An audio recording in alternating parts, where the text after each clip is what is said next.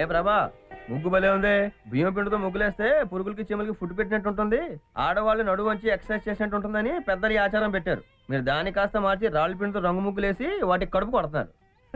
ఈ ఇంట్లో మనుషులు తింటాను బియ్యం ఉంటాయి కదరా, చీమల కోసం బియ్యం పిండితో ముగ్గేయడానికి. గురుగారు, మీ పేదరికం గురించి ప్రత్యేకంగా చెప్పక్కర్లేదు. నేనేమి ఇంటికి దొంగతనంగా రానులేండి. దొంగతనానికి వస్తే మాత్రం నా ఇంట్లో ఉందరా, నా యూనిఫామ్ తప్ప. నేనే నా కూతురు పెళ్లి కోసం పార్ట్ టైం దొంగతనాలు చేయాల్సి వచ్చేట్టుంది. నేను ఉండగా మీకు అవసరం రాదులేండి. రండి చెప్తాను. రండి చెప్తాను గురుగారు, తీసి చూడండి. ఇంటికి అవుతారు ఏంటి? నాయన అడిగి తెచ్చావా? అడుగుదామనే వెళ్ళాను, కానీ మంచి నిద్రలో ఉన్నాడు. వాడిని డిస్టర్బ్ చేయడం ఎందుకని నేనే బీరువా తీసి తీసుకొచ్చాను. వాడికి తెలిస్తే ఆ గొడవలనే ఎందుకు గానీ ముందు మీరు బ్యాంకులో ఖాతాలు పెట్టి లోన్ తీసుకుంటారండి. వాడికి కావాల్సిన వాడు మొహాన్ని కొట్టి మిగిలిన డబ్బుతో ప్రభావ పెళ్లి చేయండి. ఎలా ఉంది నా దొంగ ఐడియా? ముగ్గేసినంత తేలిక కాదురా పందిరేసి పెళ్లి చేయటం అంటే. కట్నం ఇవ్వద్దు. రూపాయి కట్నం లేకుండా పెళ్లి చేసుకునే కుర్రాడు అక్కడ ఉన్నాడండి. ఏంటి రోయ్, వీరప్పని టైంలో వీరేశలింగమా? ఎవరో కుర్రాడు. అతను తలుచుకుంటే ఏదైనా చేయగలడు, కానీ నైట్ డ్యూటీలు ఎక్కువ ఉంటాయి. కష్టపడేవాడికి నైట్ డ్యూటీ ఉంటే మాత్రం ఏమైందిలే కానీ పగలింటూనే ఉంటాడు కదా. ఉంటాడు, కానీ నిద్రపోతూ ఉంటాడు.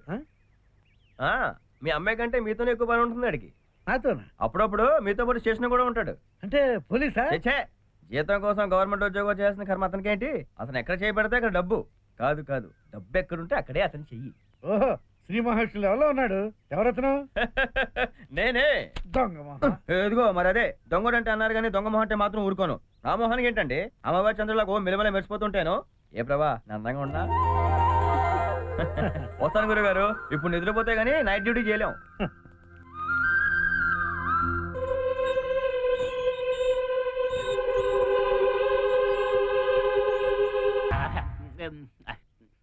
బాగుంది.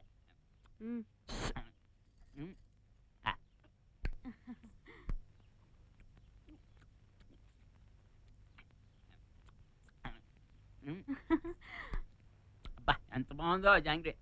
అమ్మాయిని త్వరగా చూపిస్తే ఇక మేము బయలుదేరుతాం. అసలే మా ఊరికి ఒకటే బస్సు. అది ఎర్ర బస్సు.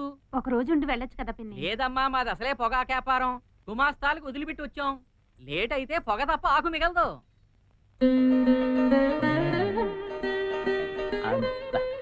ఎలా ఉందిరా? బెల్లం ఎక్కువైనా తీయగానే ఉందా? కాదు నాన్న, అమ్మ ఎలా ఉందో చెప్పు. అవన్నీ మా ఎంత మాట్లాడండి. మా నాయనే మాట్లాడేదే ఉందిరా. కోడలు కలవారి కోడలు సీరియల్లో హీరోయిన్ లా ఉంది. మరి మేము ఇంకా బయలుదేరుతాం. అసలే మీ ఊరికి ఒకటే బస్సు. అది ఎర్ర బస్సు. రావరా? అమ్మా ఉండు, పట్టుకున్నా బస్సులో దించుతాని. లడ్డూలు కూడా ఇయ్యే. అబ్బాయి ముచ్చటగా ఉన్నాడు కదరా. నిన్న ఫోన్ చేసినప్పుడు ఈ సంబంధం గురించి చెప్పుంటే బాగుండేది అన్నయ్య. అంటే అన్ని నీకు చెప్పే చేయాలా? అది కాదన్నయ్య, మనకున్నది ఒక చెల్లి. దాని ఇలాంటి పిచ్చడికి ఇచ్చేద్దాం అనుకుంటున్నావా? అతనికి ఇప్పుడు పిచ్చి లేదు. అంటే ఇంత ముందు ఉన్నట్టేగా. ఎదుటి వాళ్ళని వేలెత్తి చూపించేటప్పుడు మన వేళకున్న గజ్జు కూడా చూసుకోవాలి. దొంగతనాలు చేయకముందే చెల్లెల భవిష్యత్తు గురించి ఆలోచించుకోవాల్సింది. సుజాత, లేకపోతే ఏంటండి, ఏదో ఆడబిడ్డ కదా, ఇప్పటికే పెళ్లి లేట్ అయిందని మా బంధువుల కాళ్ళ మీద పడి అబ్బాయిని తెచ్చి చూపిస్తే ఇన్ని మాటలు అంటారా? రేపు మన కూతురు ఇందు గతి ఏమవుతుందోనని నేను దిగులు పడి చస్తున్నాను. చూడమ్మా, మీ చిన్నయ్య ఏ గుర్రం మీద వచ్చే నవాబునో ఒంటి మీద వచ్చే షేక్ను తెచ్చి చేస్తాడు. అప్పుడు ఏడాదిలోనో ఖజ్జర పళ్ళు తింటూ హాయిగా కాలక్షేపం చెయ్యొచ్చు. రండి, రావే. ఏంటనే ఆలోచిస్తున్నావు? బయలుదేరు. ఏ షేకునో నవాబునో వెతికి తీసుకురా. చచ్చా, ఏంటనే ఇది? అది కాదమ్మా, నేను దొంగను కావడం వల్లే గానీ పెళ్లి. చాలే.